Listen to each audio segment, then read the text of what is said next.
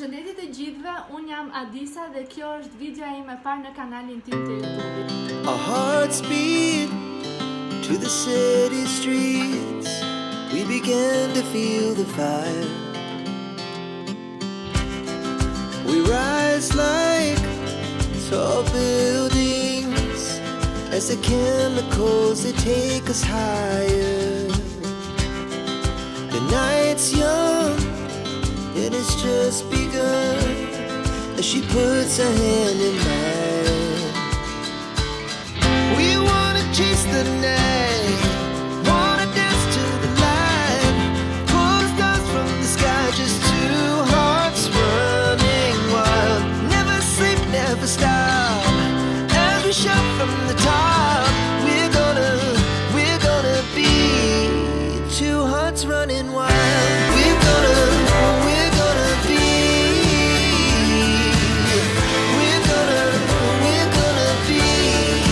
two hearts running wild.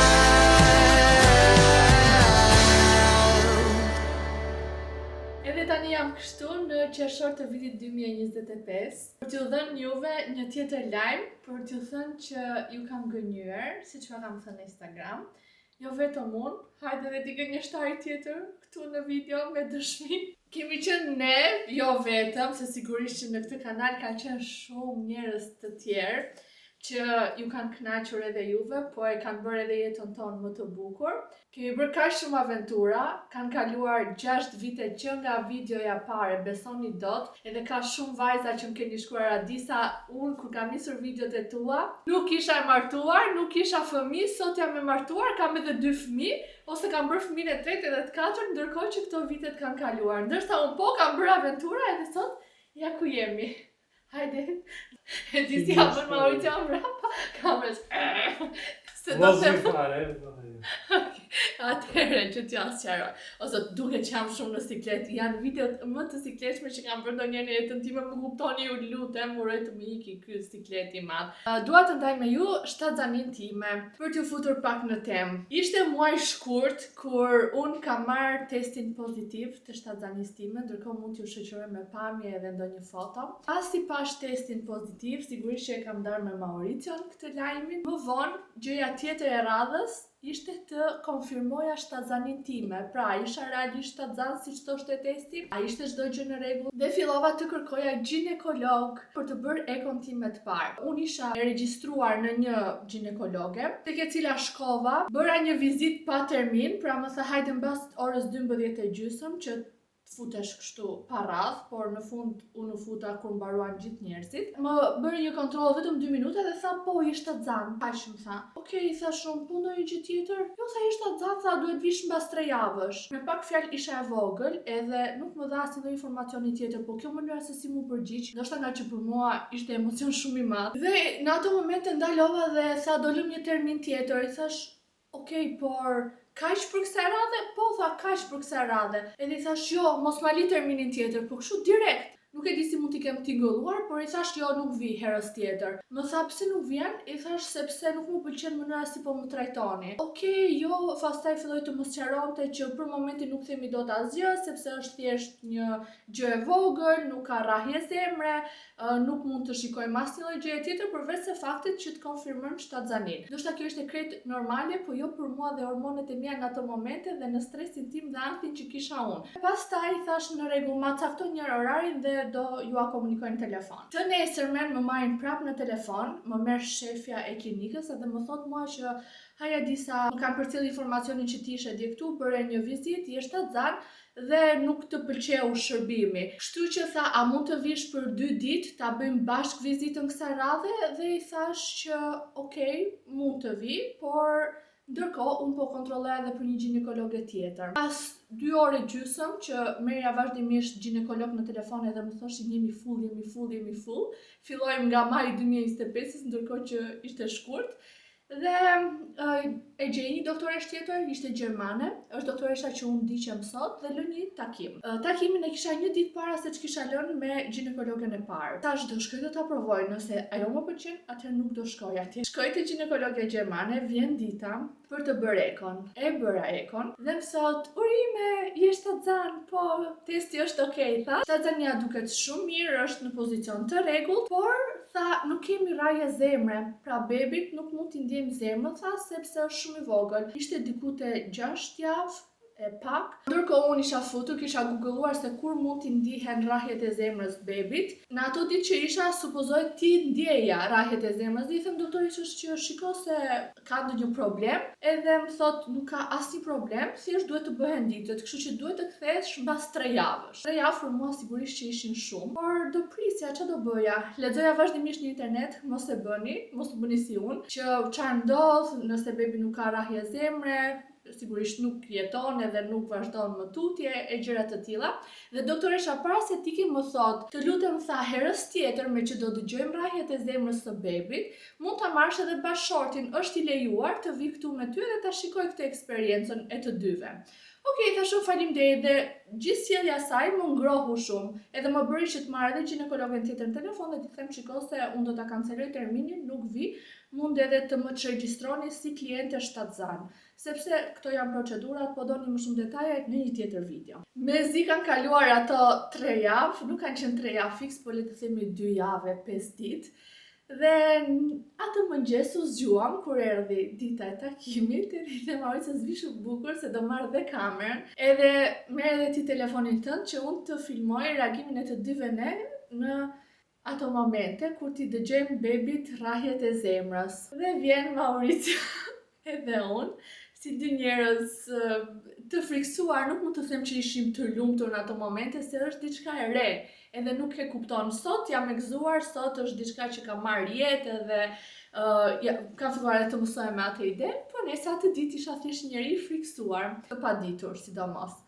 Shkojmë te klinika për të dëgjuar rrahjet e bebit, që ishte konfirmuar në 2 eko. Doktoresha parë kishte thënë që po bebi është aty, është në rregull, doktoresha e dytë më kishte thënë po bebi është aty, është në rregull, por të dyja më kishin thënë që bebi nuk ka rrahje zemre. Tani ishte momenti që ti ndjenim rrahjet e zemrës bebit.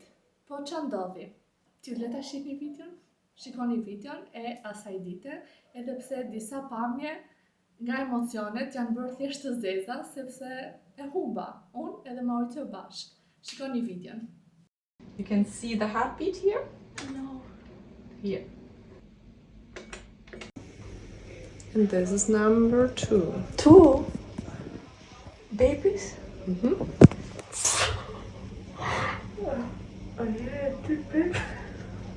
Really? 1, 2. Yeah, so you can see both. 3 or 2? 2. 2. Oh no! And both with heartbeat. 2 from where? Oh my god! Zyrtarisht, a disa gjo dhe Mauricio gjo, presim binjak! Nuk e dim nga na erdhi, nuk e dim si ndodhi, nuk e kuptoj. Nga Zoti. Zoti. E di që do pyesni ç'ne binjak. E kam thënë dhe unë këtë, ja kam bërë pyetje dhe ChatGPT-s pse mua Zoti më dha ty binjak. Por njerëz gjysha ime është binjake. Shpjegojni ju në komente tani se ne nuk dim ta shpjegojmë. Gjysha ime nga babi është binjake. Xhaxhi im ka bërë 2 binjak, çun e got, fëmijët e xhaxhit tim pra janë binjak. Dhe ç'pun kisha unë bëja binjak nuk e di. Qo ku kam pasur edhe unë, që kam pasur edhe unë, më duket edhe nga gjyshi, në së gjyshi, ca binja. Vetëm një brez, ama nuk janë trashëguar binjakët tuaj. Vetëm ata kanë qenë, do më thënë vllai i gjyshit me motrën e gjyshit kanë qenë binjak.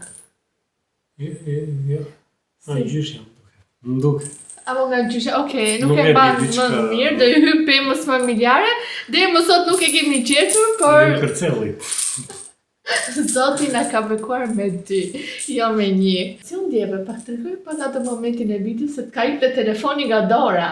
Nuk kemi kap dot asnjë gjë, më falni njerëz, po këto janë emocionet e vërteta. Emocionet e vërteta zosh se kapen kollaj. Jo, unë thjesht e ula, e mbylla domethënë telefonin.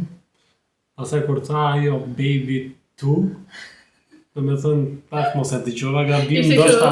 Ai zogu. Mos e dëgjova ndoshta gabim thash, se prita dëgjoj mas e thot edhe një herë. Edhe kur e tha prapa ajo baby 1 and baby 2, atëherë se di një si lëmsh, një si zjarë. Kujdes se fëmijët do shikojnë këtë video. Po mirë të shikoj, unë po i shaj, nuk po them gjë, thjesht çan ndjeva ato momente. Edhe thjesht më kaluan shumë gjëra para syve. Kush, më kryesorja? Shumë ëndra, shumë Ëndra në zyrtar? në zyrtar, shumë materiale që kisha plan t'i blija. Më fal pak, njëra kishte shkruar në YouTube comments që Mauricio harroi PlayStation-in. PlayStation e kam mbyllur që edhe një 3 muaj që është i mbyllur. Jo vetëm PlayStation, po harro shumë gjëra. Gjithsesi jam shumë optimist që me të shtrunguar pak dhëmbët, Do ja të dha? gjitha gjëra do t'i bëjmë. Here. Një këtu edhe PlayStation këtu.